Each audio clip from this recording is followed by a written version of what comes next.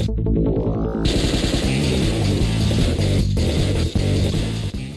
is going on, guys? Welcome back to the channel, or welcome to the channel for the very first time. Today marks the day we're going to start to build a football shirt collection without spending any money. And I say without spending any money, we are going to be spending money, but we're only going to be using the profit from the flips that we make to buy the shirts for the collection. What do I mean by that? Well, we're going to go out and buy football-specific items. I'm talking football boots, football shirts, you know, that kind of thing. We're going to buy them for, say, £5, for example. We're going to flip them for £10, and then we're going to be able to use that £5 to buy shirts for the collection.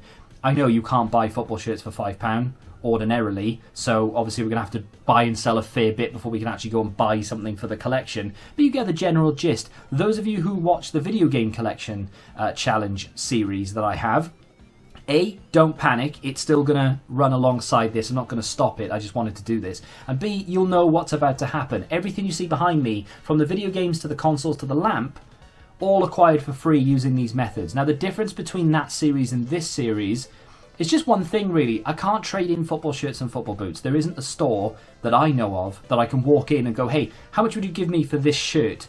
And then use that credit to buy another shirt. There really should be, and potentially a gap in the market for anyone watching, but there isn't. So the only way we're going to be able to do it is to flip the item, use the profit, buy the shirt, put it on the wall or in a collection somehow.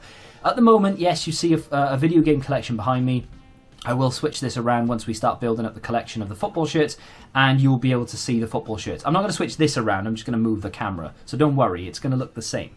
Anyway, so I do have a list. I'm not going to be tethered to it. It's not a strict list. It's kind of just like a loose priority shirts, shall we say, that I want to pick up. So I'm a Liverpool fan, much to most of you's displeasure, I'm sure, but I want to pick up as many Liverpool shirts as I can.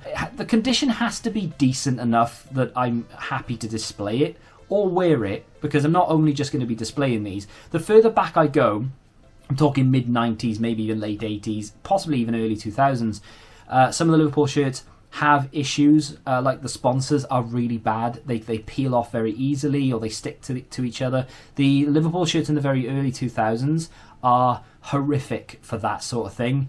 They'll proper stick to each other and just ruin. So I probably won't ever wear those. I'll just display them. But I want to try and get shirts in like a large or an extra large so I can actually wear them if I ever feel like I want to.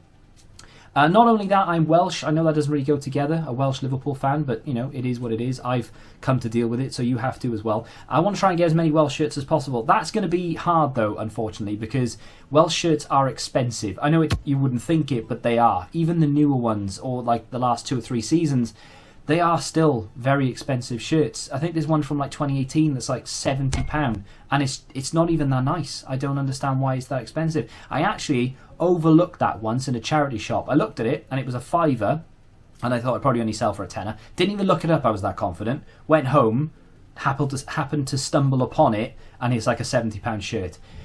Kicking myself. Anyway, not only that, there are some shirts I want to get with players' names on the back. I'm talking Ronaldinho. Don't really care what club. Jari Litmanen, he did play for Liverpool. One of my favourite players, no, my favourite player of all time. I don't have to have his name on the back of a Liverpool shirt. It can be on the back of an Ajax shirt. I'm okay with it. And any time I can ever get a name on the back, I will.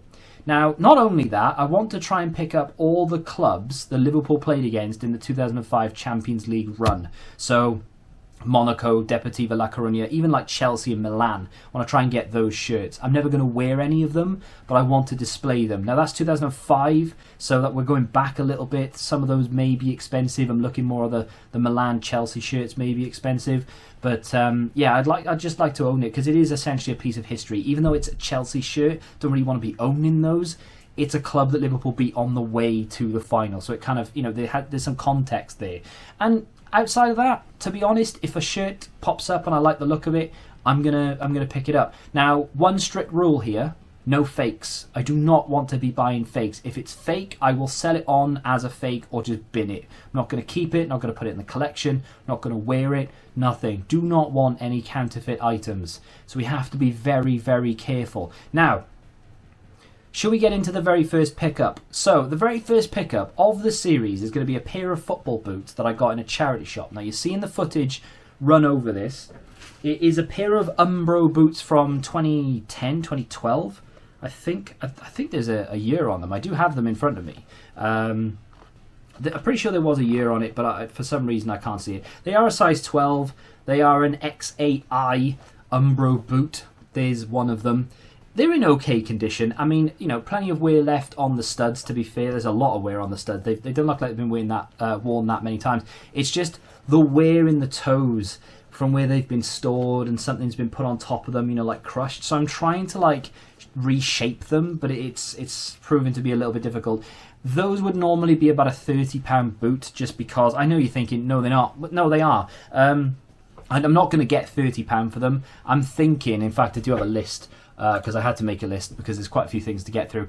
I bought them for a £5. You would have seen that in the footage. I'm going to look to sell them for about £15, just because of the toes more than anything. So we're looking at about a £10 profit. I will take fees off at the end, because obviously when you sell things on eBay, etc., you are susceptible to fees. So that, at the moment, is a £10 profit. Now, the next thing was a Facebook pickup. So I'm looking on Facebook, and I see a Real Madrid shirt pop up, and it's not that expensive. I think it was like £3 or something. And I'm looking at it and I'm thinking, do I really want to go all that way for a £3 shirt? And if you think of it like that, then no, you won't want to go like travel to get something that's £3. But if you think about the profit you can make from it, it's a different story. So I had a little look at the other items this person was selling on the off chance that I may be able to get something else in this deal. And there was another football related item. These down here, I should probably have put things closer to me. These are Predator, I think they're 19.4, I think that's what they're called. These are in very good condition. They're like an AstroTurf kind of shoe. They've got a bit of wear to them, sure, but they're in very good condition. They look relatively clean. They were a £5. £5, and I'm going to be able to sell these if I look at my sheet for 20. I've done the research. £20 on those all day long. I will push a little bit more, but I'm going to be very conservative and say £20. So when you pick up deals like this, my first instinct is to get in there quick, because they're not going to hang around. People like me will know I can make profit on those, and they go quite quickly. So I did something I wouldn't normally do here, even though they were already cheap. These were a £5, the shirt was £3. I said, would you take £7 for the lot? I've knocked £1 off. It doesn't sound like a lot, but if you do that 20 times, you've saved yourself £20.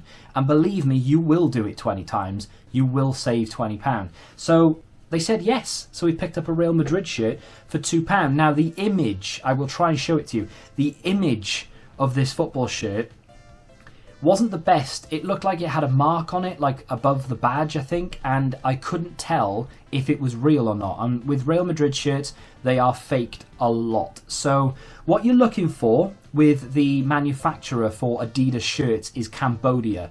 Sometimes there can be other ones, but Cambodia is the main one. If you can see that it's made in Cambodia, 9 times out of 10, in fact 9.9 times out of 10, it's a real shirt. If it's ever made in Thailand, just stay clear of it. It's not worth your time. So I couldn't see. It was blurry. So here I am picking the items up. I was going to try and do it live, but the road was ridiculous and it was really like hammering down as well. So it was even louder. Cambodia, the name on the tag or the label or the shirt or whatever, there doesn't seem to be a mark above the badge either, so I'm guessing it must have been something like fluff. It was just too blurry to tell. And then these, they need a wipe, but apart from that, they're in pretty good nick. There is a hint of cigarette smoke, but I should be able to get that out with a little bit of airing. And the mark above the badge, miraculously, isn't there anymore. Was it above the badge or was it above the Adidas? I can't remember which side it was, but either way, it's not there. So it must have been like a bit of fluff or dust or something. That is a 2017 home shirt from Real Madrid that is in very good condition, size medium, which is not the best size, but it's still quite decent. And it's genuine, and it cost me £2. £2, what a start to the series. Now, I'm not keeping this. This is not going in the collection because, I mean, it could be somewhat of a bad omen that the first football shirt that we pick up in this series is the team that Liverpool play in the final in a couple of weeks' time. So I want to try and get it out of the house as fast as possible. And I have done just that. Future me, I've since sold both of these items. They sold within around an hour of going up last night. After I finished filming, I pictured everything and got it all listed. Gone. The shirt sold for I think 27. Quick side note, when I was packaging this up and doing the label, I noticed it went to classic football shirts. It's not the first time I've sold to them. I actually sell quite a few shirts to them, but just something to point out for those who are interested. And the Astro trainers, I need to know what to call them. They sold for, I think, 25. I took an offer on the shirt because I thought, well, I might as well just get it out, get the profit into the account, and move on and try and buy some more stuff and try and just keep it snowballing, really. But yeah, the Astros just sold without any offer, which is actually quite unusual. But that is a nice amount of profit, more so actually than I thought I was going to get to put in to the kitty, if you will.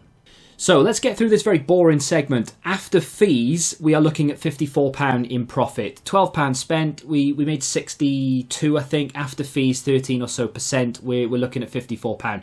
It's not bad. It's actually quite a substantial amount to be able to go out and buy a shirt. I'm not just going to go and buy full market value shirts, though. I want to try and get them as cheap as I can through places like boot sales and charity shops and eBay and the like. We are going to add a shirt to the collection in a second, but I do want to bring a point up about shirts that I already own in my personal collection outside of this series. I'd like to bring them in, but I don't just want to bring them over and say, hey, look what I've got, because I've paid for them, right? So do I and I'm doing it one way or another, so you just have to decide, or as best you can anyway, how we're going to do it.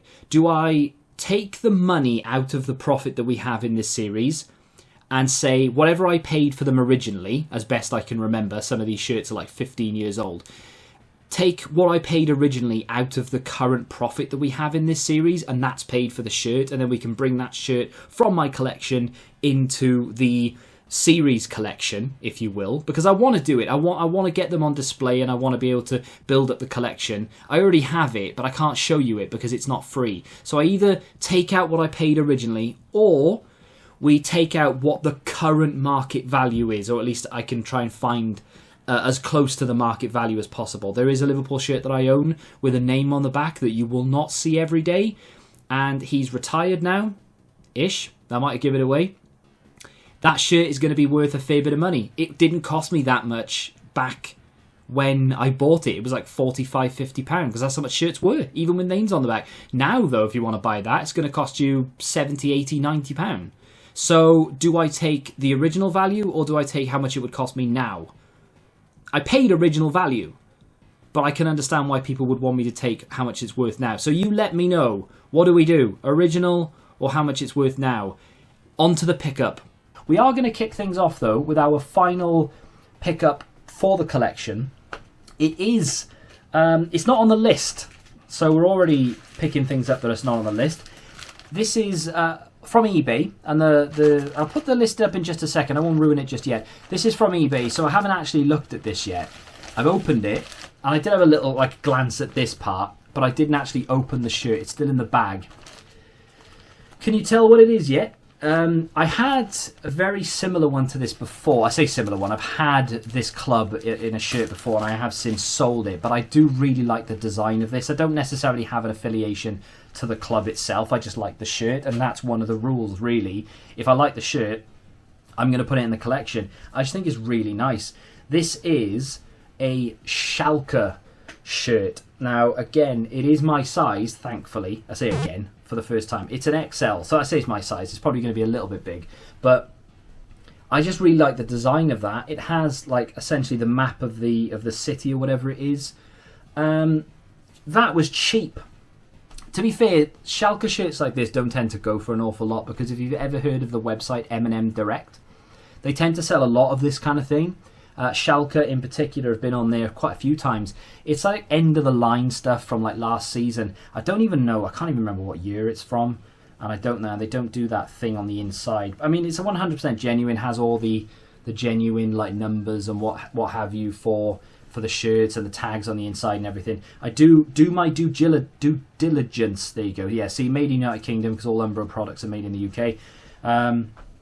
Just a really nice looking shirt. I like it, and I will put that in some sort of display collection thing. I don't know how I'm going to display shirts. If you've got any suggestions, feel free to let me know, because I'd like to have them all on display in some way or another. I'm thinking of essentially rolling them up so that only maybe the badge is showing, and then sort of putting them on the shelf and stacking them up and putting them next to each other and things. I don't really know how else to do it. I don't want to hang them on the wall. I don't really like that too much. It can look okay, but I'm a little bit worried about sun damage as well as other things.